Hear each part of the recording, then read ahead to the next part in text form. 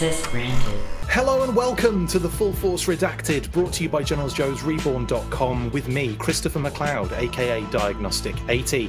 On the show today, we have two members of the awesome G.I. Joe brand team joining me for yet another interview. Design lead and honorary member of the Dreadnoks biker gang, Lenny Panzika, and the meticulous master model maker and honorary member of the Dreadnoks biker gang, Tony Colella, to talk about all of the awesome reveals we've had over the past few months and much, much more. Guys, thank you so much for spending this precious time with me. How are you both doing? Good. I think Tony and I need to learn how to ride motorcycles. The only way you're in that gang is with jackets. That's it. You don't need to ride a motorcycle. It's all good. As a kid, it's a little too much information, but as a kid, we had a pretend gang, and we made leather jackets, and we were the bad gang. We all had a funny name. My brother was Blade. I think I was Razor. Tony, can you mock up a digital render of that, please? Yep. Yeah, thank you. I'm working on it right now. Do it during the podcast. Blade Razor, and make sure they're wearing the Bad Gang logo. Yeah. You got it. Now we're gonna see that in the line, aren't we? That's what we're gonna see. Blade and Razor. Those are good names, dude. Blade and Razor. Not too bad. Not too bad. Knife. Like a Dreadnought kind of generic troop builder 2-pack you've got going on there. That's amazing. Anyway, guys, let's start by getting stuck into the most recent reveals from PulseCon 2024. It's been a while since we had you guys on. Yeah. It was Tony's first episode last time. I think we had you guys on. Yeah. And yeah, obviously there's been a lot has happened, but we'll focus on PulseCon really, just so I'm not keeping you for 6 hours today. So anyway, we'll start with Starduster. Now that was a fun PulseCon exclusive, and the photo set of him filming a commercial was just amazing. However, I think the big question on everyone's lips, however, is will we be getting a full-size version of the crossword puzzle printed on the back of the cereal box? We should make the data downloadable.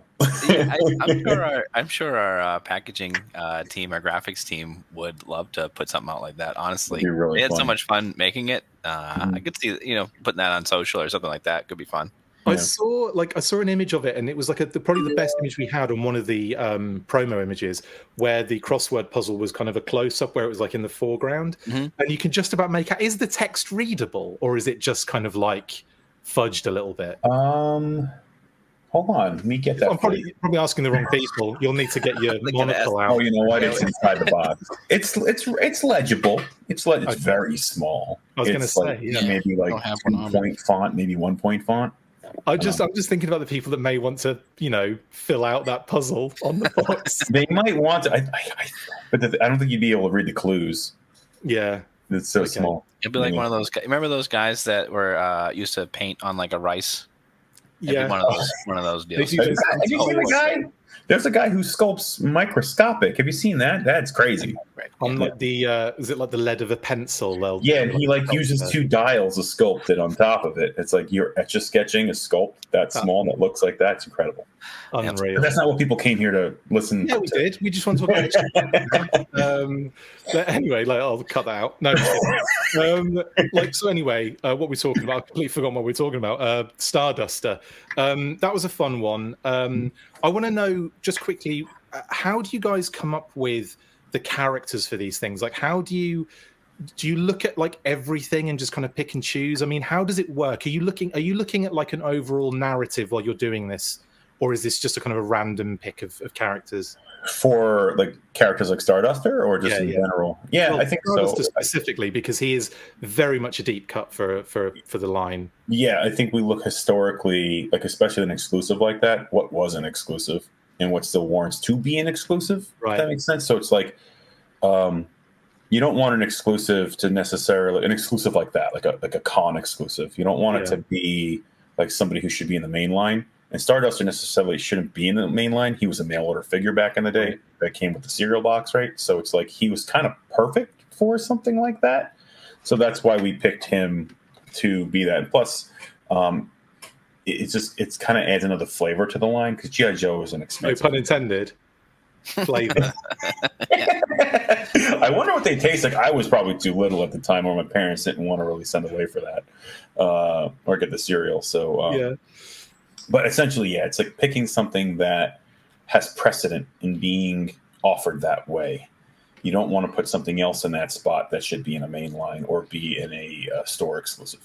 Cool. Awesome. And just for character selects too, we have like kind of a tally of, you know, we kind of put together these sheets of characters that we've done. Like here's our full Tiger Force reveals and everything so far. Here's our Python Patrol. And we kind of just update those little lists. And as we build out the teams, you kind of see where you're navigating to build out teams or favorite characters or things like that. So we've got all these little graphs everywhere. You can't start one team and then not fulfill it. I mean, we may not fulfill it within the calendar year, but it's like you start one character, you got to make the other characters too. You can't leave people hanging. Yeah, totally. We'll get there eventually. We'll get there eventually. Yeah, that's. I was gonna say that in terms of like Tiger Force and things like that, you are gonna get eventually to that given time, I imagine, right? Yeah. Cool. Yeah. That's technically one of the questions I had from I think from one of our listeners as well. So thank you very much. Now, one thing I was going to add to that was favorite characters that you mentioned there. Do they get precedent over, like, say you're looking at the line plan and you go, that's not going to fit there, but I want this figure so bad. Has that come up before? Yes and no, but it's like you also, like, in the case of Road Pig and Nemesis Enforcer, I love them, but they didn't come out in wave one. Right. You know what I mean? Yeah. You got to kind of weigh in when it needs to come in and when it needs to, when the line needs it. You know what I mean? So it's like, and when does it contextually make sense? And when is the audience ready for it? Are you guys ready for the 5th anniversary next year? It's crazy to think about. Isn't that wild? So many wild anniversaries on the G.I. Joe brand. Yeah, there's so many anniversaries. It's so the 40th, it's the 40th, 25th, 60th this year. I worked on Transformers for years, and I'm like, there was anniversaries, but on G.I. Joe, it's always an anniversary. Well, I mean, it started in the 60s, and then the O-Ring started in the 80s, and then it was relaunched. It's just like there's always an anniversary. They just want parties. G.I. Joe just want parties all the time. Yeah, that's right. Celebrations. Just another excuse. Yeah. So next year there are 37 anniversaries in the G.I. Joe line. That's right. 37 programs. Hey, at least that gives marketing lots of good stuff to work with. They love anniversaries. Hey, if it gets us to be able to put in product that we want to get in the line, and that's a vehicle or a tagline that allows us to get into a main line or a program that we'd love, then let's use it. Absolutely. Right, well, moving through the reveals, because you did have more. Leatherneck looks fantastic. Love the addition of those shooting glasses. So good. Take us through your design process on him, if you could, Lenny. I always took Leatherneck for this rough-necked kind of guy. Yeah. Drill sergeant, by the book, but he has to get it done. Also, like, for some reason in my head, I'm like, I feel like he and I are kindred spirits, where if I shave in the morning, by 11 o'clock in the morning, there's stubble. So it's either Leatherneck or Homer Simpson. Yeah, but it also, we were like, we need to give him that particular look, so certain design cues that we baked into him to make him look that way. Yeah. Plus, we wanted somebody who was a more typical military character for the wave, and I think he works perfectly. Oh, absolutely. And Tony, you had a bit of input on that particular design cue, didn't you, with Leatherneck? Didn't you actually? Weren't you the one to say, "Let's give him some neck stubble"? I think so. Me and Lenny share a brain, so it's tough to decide who actually had it first. No, I think on my initial deco sheet. I put it here, and Tony's like, "Dude, you got to pull that down." That's not public. That's coming all in, dude. It's not. Yeah. At one point, I really want to get like just on the bottom, just the curly cues coming up. But I mean, all joking aside, we're always trying to go for like what we could do in our scale, like what kind of realism we could do, like the arm hair and stuff like that. It's fun to do. Like look at for sure. Look at Mutton Junkyard, curly. Yes. Arm hair. But people look like that. People have different details like that. And it's really fun to play with those character cues from real life people, because then it makes a more diverse and more intriguing line. Right. So we're playing with that. So Shipwreck as well, and his exposure. And it's fun too, because there's different textures to different hairs as well on different people. So it was fun to. I remember asking Lenny, "You mind if I give Junkyard? You mind if I do the curly cues on this guy?" Whereas like Shipyard's a little more straighter haired. So Shipyard. Shipyard. Oh, Shipyard. We gotta make his brother Shipyard. That'd be incredible. Added too many. Whenever we're doing these character specific decos, we want to change it. Even if it's an existing sculpt, maybe we can add a little flavor with not literal flavor. I want to clarify, but with some of the smaller details, like we were saying, the leather neck beard, or even what flavor would leatherneck be? So no, sorry. It's all right. It's all good. But even just like different types of body hair, from like shipwrecks to buzzers, we have like different textures to represent all the different qualities that people have. So it's fun little details like that keep it interesting. It's part of the art, right? Like the art is to, like, sometimes we use existing molds. Everybody knows that, and it's like, how do you make using that existing mold worthwhile? You know what I mean? Like, how do you push it to an extent where it feels new too? It's part of the craft, which is really fun sometimes. Like, how do you do a camouflage pattern that's different than the other camouflage pattern? How do you bring newness to it? And that gets down to the fine point hairs. For sure. Gross. I'm going to be shaving after this, I think. I will say, I've got to say, talking about more facial hair in the line, dial tone is probably, for me, absolutely perfect. I love the updates. I love I should ask, is that an Atari 2600 in his backpack, or is he just... No, it's how dare you? It's based on the old school backpack. I don't think I mentioned this in the live, in PulseCon, but originally I was looking at what that backpack was, because, like, what is this thing? And then it's a jammer backpack, and I look at what modern ones look like, and it's usually modems that come out of the back of the backpack. And I was like, what if we went with more of a modem design? And I was doing it, and I'm like, this is too far from his original aesthetic. And I feel like if we bake the original aesthetic in to somehow make it more plausible, like it's baked into a backpack that's housing it, and this is a G.I. Joe version of a jammer pack. And then what was really cool about that design was I had come up with that particular design in the backpack. How do you bake in that crazy thing over his head, which makes a cool silhouette roof? But I kicked it over to, when we kicked it over to sculpting, Matt, our sculptor, was like, dude, what if you did like a fold down thing? Because originally it was going to be storage inside, and it opened up because we want to do more storage. But he's like, what if we put like a mixer board inside? Oh, that's so cool. I was like, dude, that's an incredible idea. So then we quickly figured out what that would look like, and that's how that was born. And then I just think he opens his backpack up and then plays computer games when they're not, like when he's making beats, dude. He's making beats. Yeah. Dial to little modem beats. That's amazing. I see dial tone as more of the rapper and mainframe as the guy on the beat generator. Well, I mean, dial tone has the mic, right? Yeah, of course. So he can spit the hot fire. He can spit in the booth. Amazing. Dial tone's amazing. I really like him. I love the little idea to have the tablet, which kind of attaches to the top of the rifle, but then also goes in the father-in-law's belt. It's funny too, because like when I was doing more research on dial tone, he's got a gadget for everything, and even when he was a kid, was making stuff. He was playing with video games, rewiring stuff. I felt like he needed everything. So like that's why he has the throat mic. That's why he has the. That's cool as well. Yeah, I think throat mics look dope. Looks good on Coral as well. Coral. Yeah, I felt like it made her more tactical. But essentially, I want to give him as much gizmos to make it look like he's making gizmos to jam those signals and to open up signals and do his job essentially. So. Yeah.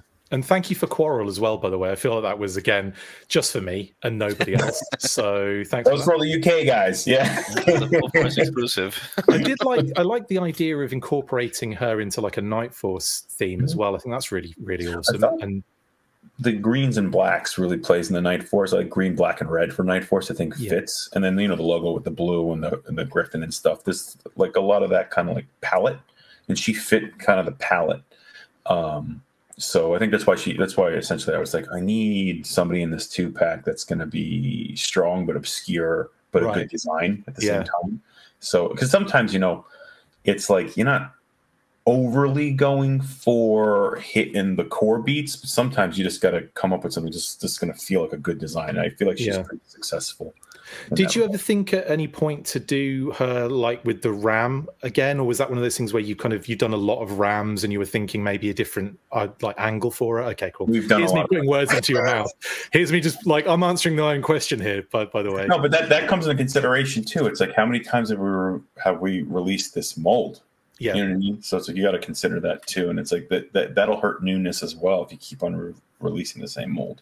So sometimes you have to do a similar mold than what you've done, but when you can avoid it, it's like those are those hard decisions. Because we talked about it, we got to do her with her version of the Ram with all the red lines on it and stuff. At the same time, like we're also doing Shockwave on Ram, so it's like it's a lot. I know you guys can't talk to future product, so I'm going to just say this out loud anyway. Is there consideration to giving the Dreadnoks some vehicles at some point in the future? Just consideration. Oh, that's hard, isn't it? Because I haven't said what's coming. Considered. Yeah, it's not coming. It's in the wheelhouse. It's in the idea wheelhouse, right? Oh, huh? But yeah, classified wheelhouse confirmed. Yeah, every time codename wheelhouse. But yeah, that's just in the library of things that we want to do for sure. In the library of things that we can do, it's just a matter of timing and figuring out where it's best. I mean, we'd love to.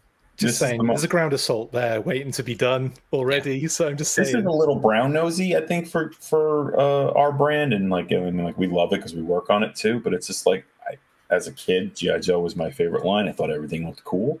I'd like to reimagine it. Okay, I'd like to see how we can make it look cool again. I like it. Good answers. I'm probably going to be forced to remove all that. No, I'm just kidding. Falcon as well in that 2-pack. Really cool. Kind of like another version of Falcon now, the Night Force. Love the Falcon. Love the fact that he's in the Night Force version. Everything. How important was it for you to get that Falcon into the Night Force team? I always thought the Night Force Falcon was cooler looking than the original Falcon. I like that colorway. I like blacks on figures. I think it looks cool. Looks more tactical. So we just kind of want to get a main character into Night Force, essentially. Okay, cool. Continuing with the PulseCon reveals, kind of did like a little 2-pack side mission there.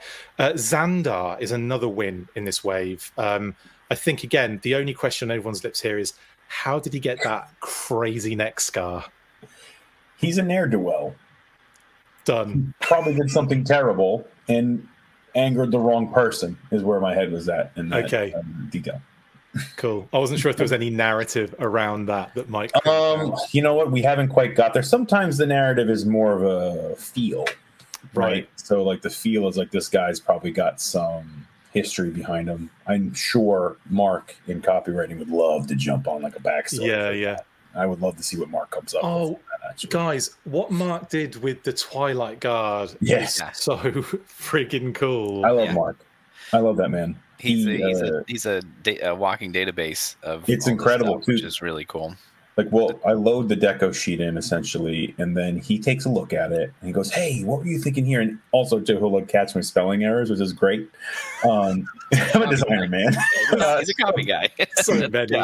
But he'll be like, "What were you thinking here?" And then he and I'll brainstorm, and then like, "Oh, I think I could fix that. I can add that there." And he goes, "Yeah, try that out." I'm like, "Okay." And then it's like I love this team because it's so collaborative, right? Like we're all feeding off of each other and trying to make each other better. And it's really cool in that way. And that's why Mark's such an awesome addition to the team. And you're right, the Twilight Guard stuff. I love that file card got out. That was awesome. That was amazing. So, like, you know, we were waiting for it because you mentioned it at SDCC and you're talking about the serpent's eye and all this kind of stuff. And we're like, this sounds incredible. And then absolute crickets for any information. And we're like, where is it? And then I actually reached out to Mark to say, hey, is there any bio available anywhere? And he said, just hold fire and come back to me on Wednesday. I'm like, okay. And then Wednesday happened and it was posted on socials and it was like, oh, right, okay, that's why. Yeah. And so that, the file card being like Cobra Command, talking about Cobra Commander's manipulation, master manipulator, and like, you know, tricking them into thinking this is a secret society and that they're special in some way, was just like the depth. Like I was looking at that Twilight Guard and genuinely I just kind of thought like, you know, like in Star Wars, like those elite kind of guard, the Emperor guard, basically, in like Return of the Jedi. I just thought they're kind of like a bit silent, kind of just in the background, capes and all that kind of stuff. And they just, you know, they're elite and they just do their job. And then when I read that, I'm like, oh my God, there's like a whole, you know, there's just a whole like personality behind them as well now. It's not a good one, but it's like, as in like, it's a bad personality. Really well written is what I mean, but it's just amazing stuff. Yeah, we wanted everything in that, we wanted it to feel like stirring whispers and like, it needs to feel nefarious and dark, and I think it adds another layer to Cobra, because I mean, like, where's Cobra getting its money from? Is it coming from Cobra La? Like, and then like they know what's going on between all the bosses. Like if Blood's up to no good, then Cobra Commander wants to know. If Destro's up, because it's happened before, so Cobra Commander needs somebody with ears to the ground. So that developed. That's how we want things to develop and be natural and brand new. So it's fun when we get those opportunities. When you guys are kind of like, you know, at the beginning of the process with this kind of stuff, are you all involved? Like Tony, are you in there, like kind of you all talking about this and kind of getting things moving? Or is this kind of like a thing that, like Lenny, you're kind of, you pick a few things here and there that you're working on and then you produce it to the team sort of thing? Like how does that work in terms of that starting point? It's a combination, I think, of like practicality, need, and then like and freshness. So like, you know, like with Wave 1 2025 that we showed everybody recently, it's like there's certain characters we got to get in there. Then, you know, classified as a modern, I should say, a realization of the Real American Hero. So like some design updates will happen, some design rehauls will happen. And it depends on how we're feeling, how it fits in our modern day and age of G.I. Joe. But then sometimes there's a practicality of like resources and like, oh, I need to make a new character here because I don't have this particular role. So it'll start like at a concept board, or it'll be like Tony be like, hey man, I did some quick little renders. What do you think of this? I'm like, we gotta get that in a line somehow. Oh, I see. Is another side question on this kind of stuff. You know how like 30 years from, we're here now and we're seeing stuff coming out from the design phase of like the 80s, and we're seeing all this concept art and we're seeing stuff that's unreleased. Are we going to get that in like 20, 30 years time from the Classified series? Are we going to be able to see this stuff in a similar way? Or is it one of those things where it's going to be sort of like kept a little bit secret, if you know what I mean? I sure hope so. I mean, we've got a lot of cool ideas that have kind of just are on the shelf right now, and hopefully we get to them. One of the cooler things about doing everything digitally is if I do want to do a repaint, it's just a couple clicks of a button, especially if we're using the same spray masks and just doing color changes and things like that. I can just go in and move some things around like, hey, what about a Crimson Guard version of this guy? Or what if this guy was an Iron Grenadier? And you kind of swap the palette super quick. Whereas if I had that in the spray room with an airbrush, that's going to take me a long time. You get quicker kind of design iteration through digital and doing the renders. So I certainly have held on to I have like a little folder of stuff that, you know, just ideas and thought joggers that we have. So we always bring it up whenever we're kind of coming up with, oh, we really need a spot to fill here. Is this a viable option? So I've saved them all. I know Lenny has a pretty good archive as well. So Amazing. Because I mean, I suppose the other thing is it's only unreleased after the line has been and gone. So we're only going to be dealing with that, I suppose, at the end of Classified, essentially, which I don't want to talk about because that's sad. But everything comes to an end, I guess. Yeah, I think the only difference is they'd have to data mine our computers, essentially. If you know what I mean, like how would like if there's data that like just gets lost in the digitalness of things. Right. Yeah, it's no longer manila folders in an archive somewhere. It's a lot of stuff like, dude, we'll sketch stuff, and I'm like, this helmet doesn't work. Right. And it's a layer in a file somewhere. Exactly. Yeah, it's different. Oh, I got to redraw this. It's not gonna work. Yeah. Yeah, so it's like I don't know what happens to that stuff, honestly. Just print it all out. Print out every layer. That's everything you've ever done. So fast too. Like, I think the thing, like you're on a schedule too, so it's like that's a whole nother thing. So it's like, and like we're in the weeds, so it's like you know. So and as Tony mentioned as well just a second ago, like that whole thing of, you know, like it's shelved. It's not like, you know, it's not unreleased technically. It could eventually see the light of day in some way, shape, or form. So it's technically, you know, but I think from a Joe fan perspective, this guy right here, and a lot of people that I know and a lot of people that comment on this stuff, we all love seeing concepts and we all love seeing stuff that we might have had or didn't have. And one of the things I wanted to point out as well, both of you, I love that you do this on your socials. First of all, for the renders, Tony, thank you so much for putting those out every single time, dude. That is amazing. No problem. And also, Lenny, for those behind the scenes, like little sketches and all of that stuff, we want more of that, by the way. As fans, we would love to see more of that happen, you know, on a hourly basis, I would say.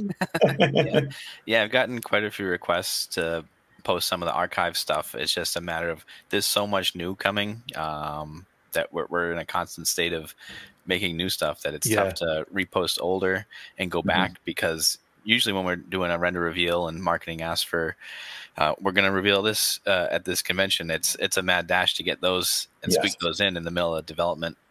So it's I mean, I always tell Lenny I'd love to see more of his sketches online as well. So it's not even it's just a secret, time, man. And like it's like digging it up. You know what I mean? Like when I posted the Snake Eyes, to dig that up, I was like, I was going to say that was like 4 years old, wasn't it? At that point, that file's 6 years old. Of course, from our schedules. That's a 6-year-old input. Yeah, so it's just like, where is it? That's that child has had a whole 6 years of life already. That's incredible. All that experience that it's wild. That's amazing. That's really cool. Thank you. Let's continue with the Saw Viper. It's a chunky old lad. Great update to the design here and the weapons. Were you thinking kind of like, in terms of inspiration, was there a Gears of War going through your head here with that saw on the end of the thing? Or was it just the saw kind of? Well, for his costume, I wanted to invoke the color breaks that were in the old school figure. But at the same time, there were some comic book versions that made him more tack looking. So I was like, I took some of the comic book versions, mixed it with the old figure, then put some more armor plating on him. But you had to keep some of the sci-fi elements, the crazy green visor, because that's what makes him Saw Viper. And definitely from a portrait standpoint. But he's layered too, so you take that off, and there's a guy with a balaclava and an earpiece on. But the saw was added because I was literally being cheeky. I was like, a Saw Viper. He's got a saw, and it's on a wand, and he can buzzsaw stuff because it's crazy. And I thought that, you know, it's pushed. And I think zhuzhing things that add features in there is a fun part about design, right? And it doesn't overpower the design. It doesn't take away from the design. I think it only adds to the design. And if you're doing your troop builders, some of them can have saws on the front, some of them don't. The connection piece is so small on it too that the option's there. I just thought that it added a little more of that like whimsy that I think the line actually benefits from a little bit. I mean, look at Range Vipers. They're a skull face with a brain detail on top. Yeah. You know what I mean? Like, wild. It's awesome. I never thought I'd hear the Saw Viper described as whimsy or whimsical in any way, shape, or form. Well, design. It's crazy. It's crazy. The Joes would have a different descriptor. Yeah. First, terrified. Bit deathy. He's a bit deathy. Yeah. He's done the one did some terrible stuff. Definitely. He got in trouble for it too. It's crazy. Speaking of renders, as we were talking about before, obviously you didn't get a chance to kind of reveal these at the time in the actual PulseCon, but they came out after the fact. Law and Order, amazing, beautiful. And again, another animal companion, another good boy, another another alternate head options. Do you realize? I think everyone that displays these always use the good boy heads. They always go good boy. It's funny. I always go with the angry version. I don't know why. It depends. I have multiples, so I know this is slightly just quickly that came to my head. Road Pig and Raucous, right? Does Road Pig treat Raucous well? Is there a good relationship there? Good. Okay, I just wanted to make sure I just wanted to make sure that was the case, because sometimes when you think Cobra, you think bad, you think evil, you think I envision treatment. I think Cobra Commander is really the only one that kicks puppies, right? Yeah. Which is the craziest comic still of all time. Good show. I think everybody else is like, that image just popped we don't up like as that. That image just popped up from the comic. What a great way to make somebody look horrible. Yeah. Like what a bad guy. What a bad guy. You know what I mean? I think Raucous and Road Pig have a very loving relationship, and I think that Road Pig can relate to him, and I think he's kind of like, in a way, his best friend is how we were looking at it. But when both of them go to war, look out, because they're both big boys. Yeah, they're both big boys indeed. Yeah, I just wanted to clear that up and make sure that we're dealing with a good boy there, and we are. So that's brilliant. So coming back to Law and Order again, really nice, really nice set there. I love that. Great addition to the team. Very movie based as well, because we've got Jinx, we've got another Falcon in there, we've got Nemesis Immortal on the horizon, that kind of thing. When's Nemesis Immortal coming out? We've seen him in box. It's coming soon. Coming soon. Okay. Yeah. Coming soon. Yeah. We hear everybody wanting to see it, and my God, do me and Lenny want to show it again in a better. Yeah. But I know what you mean. Yeah. I can't wait. I cannot wait to see that bad boy. It looks amazing. It was up to me and Lenny, we'd show everything on full force all the way through 27.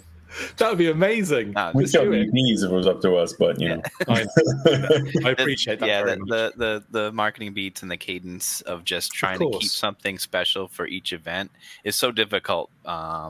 And there's so much that, hopefully we can keep that cadence, keep people engaged in the live streams and the Comic Cons. So yeah, one more. We got to push that one a little bit more. Heavy Duty. Oh my goodness. Yeah. Take us through, because you didn't get a chance to really talk through these figures at all. I mean, take us through Heavy Duty. Please, what's going on? There's so much going on there. So I had an original. That one took a long time to actually develop, because I had original design for his work desk battle station. I was calling it the desk. There's no other way to call it. But then I had it like a little bit more of like a strapped-in thing, using like heavy filing cabinet launches, right? yeah, but like heavy straps to hold the gear on them. But then I was thinking about it, and I'm like, we got to a point in the sculpture. I'm like, he's jacked, but like this is a couple of 100 pounds worth of stuff that he's carrying on him. So we extended the schedule, and my sculptor and I went in, and what it could be, the armature that goes on to him. So like that whole apparatus comes up over his body and onto him, and it clicks on. And then the quad launchers come off the side, the Gatling guns come off the side, the ammunition spools into there as well. So we had a rethink as to what that trying to think armature or frame, that war frame, was going to look like, because originally it was a little more simplified. But as we were playing around with it, it was like, we got to push this thing. It needs to look like it's from a sci-fi movie, but like it's definitely got like a bit of an Aliens vibe. Yeah, it's grounded. I look at it. I see like Kenner Aliens toys. Yes. Do you know what I mean? Like that kind of vibe. More grounded sci-fi is where my head was. And I think Joe is, when you do sci-fi on Joe, it's grounded sci-fi. Like it looks like it could work. Yeah, it's not real, but it looks like it can work.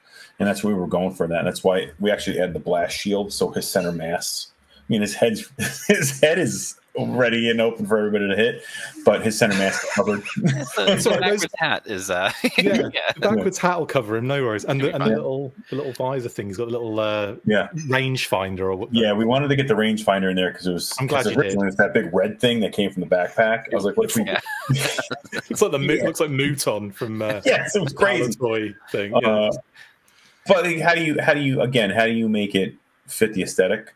Something that you guys didn't see on the back of his hat, it says shred head because he's a classical guitarist. No. So I wanted him to he's basically wearing like a surf hat with it flipped up in the back. Can't see that. Yeah. It's a shred head, and he put like 90s graphics because he's such a 90s character. Is it molded in, or is it a tampo? It's a tampo, the shred head. It's multiple colored too. So one that looks like 90s. So you could do you could reuse it and put something else on it, kind of thing. Oh yeah. Just kinds of hats. Just throwing that one out there for that guy. Yeah. It's two heads, isn't it? It's not a removable hat, correct? It's two heads. Yeah, I'm finding on hats. Although we want a lot of things unclassified to be mix and matchable. Sometimes the hats, the wall thickness is just so thick on the material. Like we have a minimum wall thickness we have to hit. Yeah. So when sometimes it looks a little clunky. Yeah. So in the case of some figures, we can get it there just because of how we zhuzh. But I guess like a balaclava head like Shockwave makes sense because like no hair. Exactly. Yeah, no hair. And then sometimes though with no hair, you still have that wall thickness and it creates a shelf. We're trying to avoid the shelf where we can.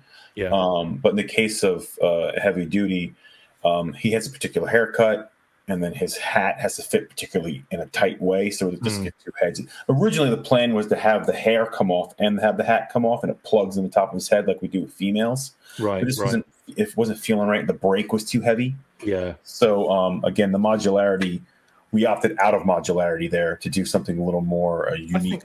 I don't think people would mind that. I prefer two alternate head options, honestly, in that sense. And again, to get the hair, because he's got quite a nice little high top fade sort of thing going on. Going full 90s, and we also put the cuts in the side of his hair too that I always wanted as a kid, but my dad was so conservative I wasn't allowed to have them. Oh, you can do them now. Yeah, I was gonna say, get in. Yeah, I know. The backwards hat. Yeah, hold on, let me this up. There you go. Shred head on it as well. Yeah. That's really cool because originally he had Joe on there, I think, didn't he? Just JOE on the original hat. So yeah, cool. Yeah. It's got something slightly different. And that's where you zhuzh. Yeah, that's where you zhuzh. You zhuzhed when you should have zhuzhed. I don't know what that means. No, that's amazing. Heavy duty looks incredible. One quick question about the missiles. There was a little issue with Metalhead in that some of the missiles didn't fit in the actual missile ports. Is that going to be the same issue with the heavy duty? They'll all rest inside. Okay, actually. Cool. Yeah, okay, and they're all the same size missile. I think what happened with Metalhead was you get down a certain route in production that we had small missiles and large missiles. Yeah, small missiles were for the shoulder cannons and the large ones for the hip. Yeah, and it. Again, we didn't account for that. So it was the small ones kind of wobbled in there, I believe, if I remember correctly. Yeah. But on this one, they're all similar size, and then we were able to account for it. Plus, we saw comments too, like, "Oh, we got to get it fit in there." So that's good. That's what I wanted to for the research. That's good to know. That's great. And brilliant. I think that's everything. Oh, thanks for giving him ear protection as well, because those Gatling guns. It's gonna be loud. It's very loud. It's like heavy duty. What? Who said that? I will say this about him. His apparatus, or warframe, I guess we'll call it for now. It fits best when you take his bandolier off. It'll fit on him with the bandolier on, but if you want it to fit super tight and super nice, take the bandolier off and put it on him, and then it fits better. It's just a side job as well, isn't it? So it just comes off nice and easy. Yeah, it's just like Duke's bandolier. Yeah. Awesome. Awesome. Heavy duty is an absolute solid one. I love that. Right. Going to move on to some quick listener and viewer questions and kind of speed through these for you guys. I know you're more design, so some of the questions you might not be able to answer, but maybe you can give us a heads up on some stuff. So one question that came up a lot from our Facebook, Twitter, and Instagram pages when I posted that we were going to do this interview like 7 months ago, we got so many people, but every question was, are we getting this figure? Are we getting that vehicle? And obviously that can't be asked. Yeah, we can't. But a lot of questions that came up were, will we be getting more vamps, as in original vamps redone so that more people can get them? Well, as you know, I'm not going to give you the stock answer. I'll try and answer it a little bit differently. But we can't obviously tell you what is in the future of the line or any re-release or anything like that. But I will say that, you know, we're always looking at the comments and feedback, and we see that a lot of people, there's a demand there for that classic vamp. So we know that there's a need. But that's about all I can say. Not a problem. That makes sense, and I appreciate it. Here's a good one. How do you create the models for the HasLabs? So obviously before production happens, you guys have got to knock something up out of nowhere. Are we talking 3D printing? Are we talking just building from scratch? Are we talking like carving out of granite? How is this done? Tony, I think we answer this together where like at the same time. Well, I think the upfront process is we do our internal meetings of what we're going to do. We get buy-off on what we're going to do. And then we start on the figures. Aton started on, we'll use the Rattler as an example. Aton started on the Rattler design. We go back and forth. We finally get to a sculpt that is in a place where like it's almost like what you're going to see at production. So what we want to show you is as close to production as we can. There'll be some changes from QA or QC reasoning. But then when it's at that spot, that 3D data goes to Tony. Then Tony takes it. Right. Yeah, and even early on too, we'll do foam core cutouts just to see scale. Right. Of, you know, you could just take the original artwork, blow it up, and then we've done it right for a bunch of the vehicles, and just to see what does this X vehicle, what does the Defiant look like? You got to make. Oh my god! Is there a foam Defiant? No, that would be amazing. Not yet. But you got to make the footprint too, right? And that's actually where the design for the wings to go up came from. It's like this thing is going to be 36 inches wide. We have to make the wings go up to at least get it down to 15 and change, so you can get it onto a shelf on an angle, or put it on your stand and on the stand either going up or down. Do you guys have a degree of like, do you know the degree of which it can tilt, or is this one won't bank? This one will go up and down, and that was because of weight. So originally the plan was to do a Sky Striker ball joint, but because of the weight of it, those wings are heavy, so we were not able to put the ball joint in there because it wasn't going to be strong enough. Okay. So it's going to come with a block that swaps out to go up, taking off, or beelining down. Oh, I see. So it's not it's not an articulation point. It's two different. No, it can't be because almost like the Dragonfly. Yeah. Right. No, that's cool. Yeah, when you get to a certain weight, sorry, I'm getting in the weeds. When you get to a certain weight, there's a drop failure rate that we can't have, because then there's other issues that come out of that. No, totally understand, and thanks for the detail on that. That's great. In terms of the Dragonfly, that's shipping soon, apparently, according to emails. Are you excited? I know, can't wait for that one. I know, again, you can't talk about why it's been delayed, but I would just want to say thank you. If there was obviously an issue in the kind of process or whatever that needed fixing, I'm glad it's done. So that's the main thing, I think, in that. We're glad it's done too. I mean, when we start these projects, you're a year out and even longer sometimes for HasLab, and just you're developing these things for so long. And again, kind of in other interviews, we've kind of talked about a second life cycle where once you get through that paint master stage and everything, you've got a whole other life cycle of troubleshooting once it gets to production. It's like it's almost like another product. That's another project too. It's kind of like you need prescience to like you have an idea of what could be a problem from your experience just making toys. Yeah. Then it's production. It's just like anything else. We're like, oh, that's a problem. It's more complex as well, isn't it? It's not like you're dealing with just like a figure or like whatever. You're dealing with a huge thing with lots of think of like the body of that thing. The tool is enormous for the side of it, right? So it's like, or even the tail of that thing, that cavity is gigantic. Yeah. So it's like that brings other problems into the fold. Not to speak too much about other brands, but like when you think about Transformers, like on the Titans, I remember working on a couple of Titans, like just coming up with the disc joints was a whole thing because they're so big. So it's like things like that arise. You thought, like, oh, I can take this theory from doing a Deluxe or a Voyager into doing a Titan. But it's like, actually, no, you can't, because it's not one-to-one math. It's not like you're doubling. It's like in classified, they're not necessarily double size. It's different. It's different. Yeah. So I'm a designer. I'm not going to speak to engineering stuff too much, but yeah, we'll probably be wrong. Yeah, we'll hear about it. Yeah. Another question that popped up from our fans: is there any joint collaboration on new characters making their first appearance in either the Classified line or the Energon universe comics? Yes.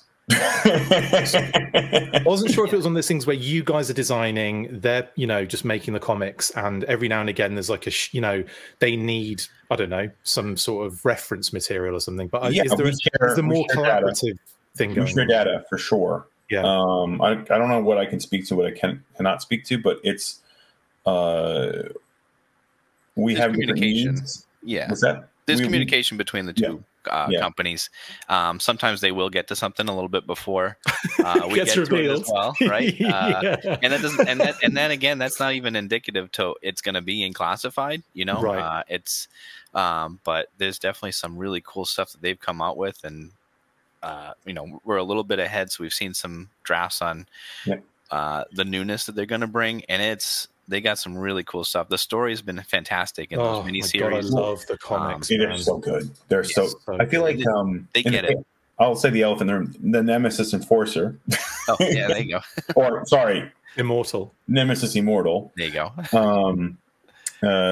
That seeds it in, to the line as well. So that helps us out and helps them out as well. So it's like, it's almost like a collaborative experience where it's like we're sharing with them. Like we'll give them like Tony's renders. We'll make a deck and be like, here's all the renders that we're doing. Here's the designs. And then why'd you never send those to me, by the way? They're encrypted. I did. They must have went to the wrong email. Watermarks all over them. But then again, they do the same thing with us too, of what they're working on. It's like kind of like we can use that in the line, or that's a nice way to expand. And the same thing for them too. It's like, oh, there's a storyline there that maybe we can build upon, or like there's a couple of situations where we love them. Working with them is incredible. Yeah, that's great. What a cool team, and very creative and inspired. And what an amazing story that they're pulling out as well with the crossover. Just so good. Watching no spoilers, but that Duke, when he goes into that kind of shell shock because of what he witnessed, was awesome. I was like, oh my God, that would destroy anyone. Rugged Duke is my favorite Duke. He's super cool. Yeah, definitely. I'm not going to ask that question because I'll know what'll happen. It'll be like, shut up, McLeod. I was going to say, are we likely to see maybe some stuff that's happened already in Skybound make its way into Classified in the same way that it's gone the other direction? Yeah, of course, it's possible. Yeah, that's all I wanted to. I don't want to, in the realm of possibility for sure. Just don't want to press too much and then be like, Chris, can you just edit all that out, please? No, right, that's great. Now, finally, we have 19 more questions. So these are from our patrons on Patreon. First off, how do you push through creative burnout, each of you? You just do it. For me, any techniques? For me, the brand is so near and dear to me that I don't have creative burnout. I mean, everyone kind of is like, oh man, I gotta go. It's a Monday. Burning excitement keeps you going in a sense, right? Yeah, when I see Lenny's new designs for something and that deco sheet rolls in and then we start collaborating, it kind of like, sure, I might be a little beat up from working, putting in the hours, but at the same time, I know that this is a dream job, and it kind of resets my thinking like, nah, I'm gonna work on heavy duty today. That's enough for me to kind of push me through it. Yeah. I mean, everybody's busy. Everyone's too busy, right? There's no time for it, I guess, is there? Because there's so much to do, and it's not necessarily, your skill levels are there to get you through, I guess, at the end of the day. Yeah, for me, this is what I wanted to do. Yeah. It's interesting. Like to Tony's point, like went to school for this, So it's like, say you have a day full of meetings and you're not able to get to any design work. It's like, I cannot wait to get home. Right. Maybe that's how you do it. Just there you go. Sit in design meetings for like hours all day, and then you'll be like burning, ready to hit. Let's go. But I think sometimes you get creative. Like I'll be working on an input sheet, right? And it's just like, maybe you got to take a beat. Maybe you got to go watch a show. Maybe you got to go play a video game to be inspired. Maybe you got to like go look at an art book. But I think, again, to Tony's point, we kind of have the luxury of having something that we love that we work on. So it's like you're just chomping at the bit. Yeah. That's great. I was expecting I just get a baseball bat and hit myself on the back with it over and over again until it, yeah. That's what the Dreadnought Lenny would do. That's what my face will look like.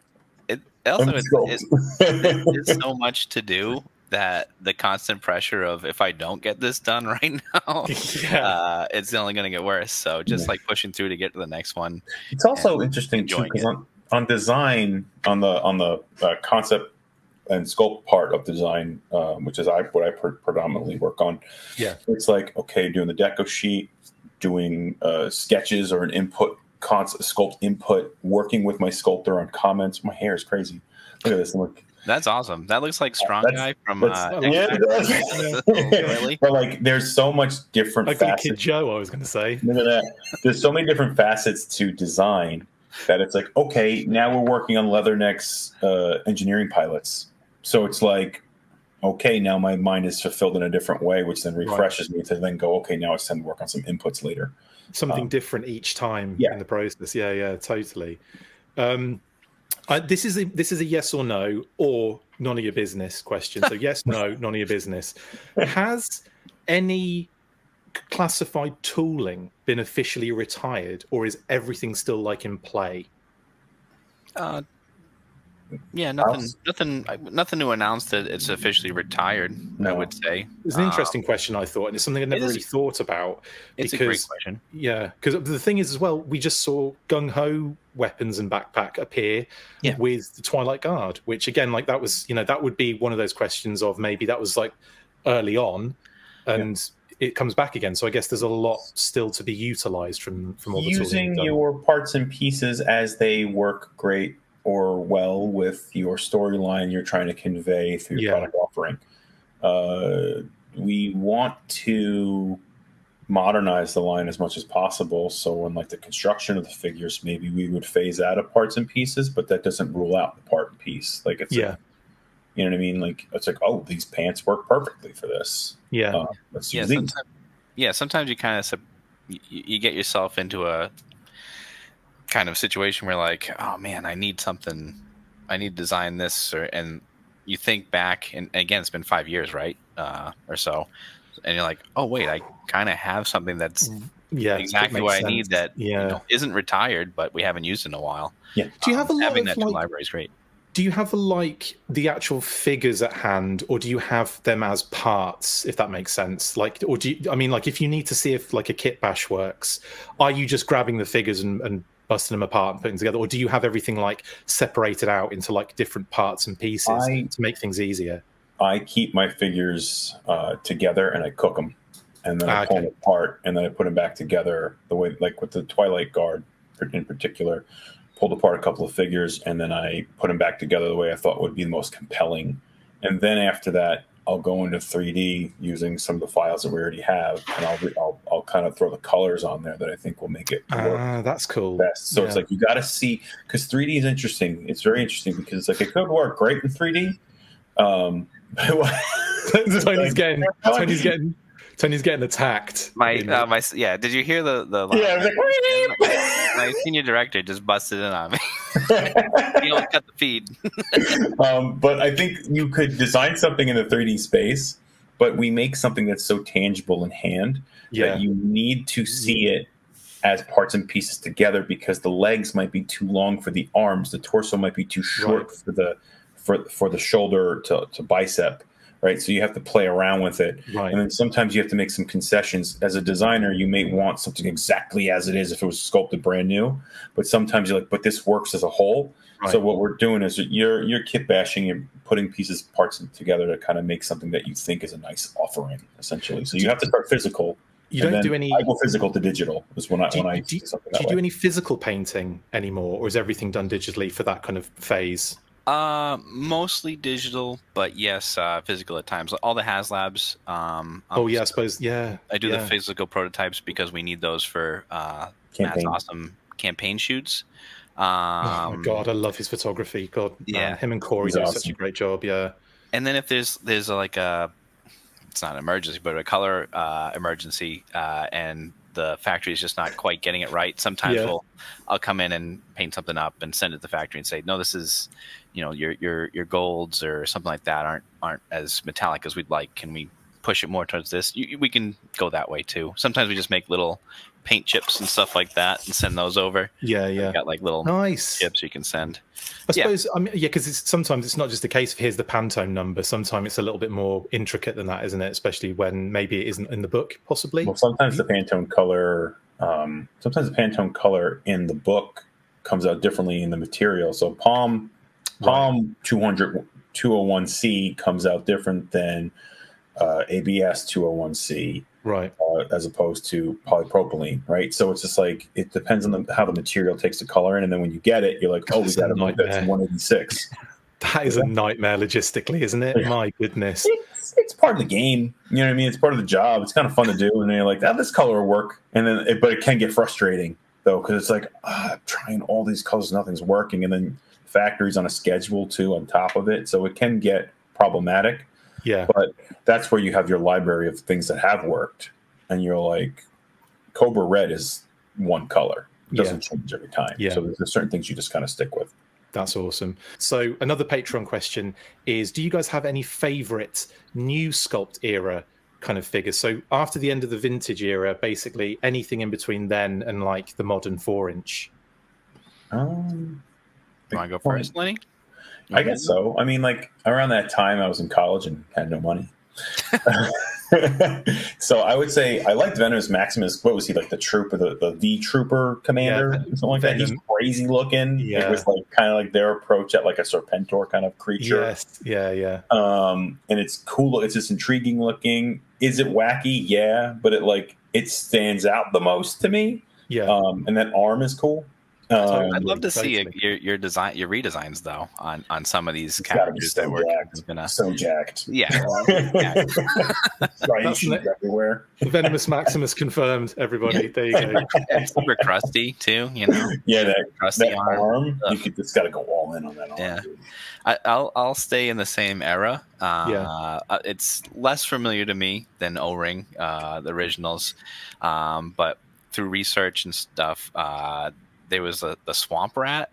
Oh my God! Was super cool. Oh my God! Yes. I think maybe the drawings on the box art made it look even cooler. Or I think maybe they had cards too. They had like it was weird. They were in 2-packs, and then sometimes there'd be art of one of them on the back of the 2-packs. But there is some Swamp Rat art out there, definitely. Did he have a cape? He had the red eyes. He had like a cape or something. It's like a skin cape. It's disgusting. No, he does have a cape. I mean, it's a really cool figure, though, definitely. Again, I think Lenny's redesigns on something like that would be super cool. I'm a sucker for those kind of eyes on a helmet. Yeah, those definitely. Circle eyes. They just look so cool. Definitely. But that's why the mole rats look like that. I'm like, oh my God, the mole rats as well. That's a great new addition to the line for sure. Yeah. And yeah, I'm going to just throw Crosshair out there because I like him. He's pretty dope. You know, the boonie hat sort of thing. The vibe. Like him a lot. Like we always say this. Nothing's off the table. Just a matter of getting to it. So just throwing that one in there.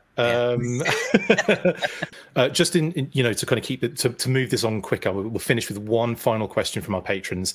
Sure. Now, how do you make the decision to split characters from their vehicles? I'm going to use CoverGirl as an example here. Is it a case of like when the character doesn't necessarily need the vehicle, or does that come into context? Okay, cool.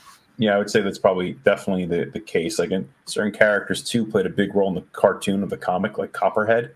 Yeah. Like you need to get Copperhead in the line, but that's a big vehicle too. So and at the time too, it's like we weren't quite there with scale on vehicles. Yeah, we did his tank, but again, there's that prescience, right? Like the future planning, like you plan so far in the future, but then at the same time, it's like, but I need Copperhead and I need my mercenary. Yeah. So it's like it's playing into that stuff, and then there's other opportunities that'll come up as we learn and what vehicles we can do and that sort of thing. But yeah, I think kind of answered it yourself a little bit, but at the same time, you know, like you got to get certain characters in there. Yeah, totally. Right then, guys, that brings us to the end of the interview. Thank you so much for jumping on, guys. It's been an absolute pleasure, as it always is. Thanks for chatting away about some of these reveals as well. Always cool to kind of get into some of the design and all that stuff with these. And unfortunately, because there's so much of it, it's difficult to kind of really spend some time with this stuff. So hopefully we can get you on again pretty soon to talk a little bit more about more of this stuff, because I love it. That'd be fun. That'd be really great. That'd be awesome. Awesome. I've said it before, but I love the classified line. I do hope we have even more to come over the years with it. I think I just expect it to be friggin' as popular as it is now, in 20 years time, and hopefully we'll be talking about the 30th anniversary, the 5th, 35th, the 10th, the 15th. That'd be amazing. We're like, I remember when I did that 25 years ago. What was I thinking? What are we going to be like on the 100th anniversary of the classified series? It's going to be terrible. It's going to be Tony and I in caskets talking about it. Rise from your grave. No. But we also, thank you for supporting the brand just as a collector. Thank you for supporting it as, interviewer, podcaster. Thank you, man.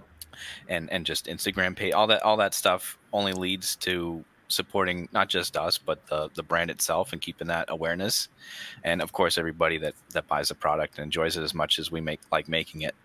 So fantastic. Lovely place to end on. Thank you, guys. That's it for this installment of the Full Force Redacted. Thank you to my wonderful guests, Lenny Panzica and Tony Colella. See you next time.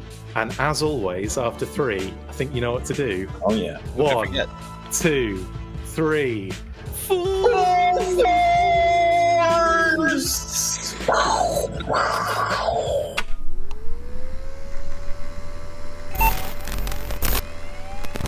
Access granted. Make sure you get involved with the discussion by liking, sharing and commenting on these videos, and as always you can keep up with the show after listening by following on X, formerly Twitter, @The Full Force, liking the Facebook page, facebook.com/The Full Force. We've also added a brand new Instagram, so check us out there as well, @The Full Force Podcast. And if you would like to contact the show, you can message us on any of those platforms with feedback and questions. We also have a Patreon page, so if you want to show your support for the show, see your name up in lights on these videos, or enjoy exclusive bonus content, then check out patreon.com/The Full Force Podcast, or click on the link on any of the posts this podcast appears in. Full Force.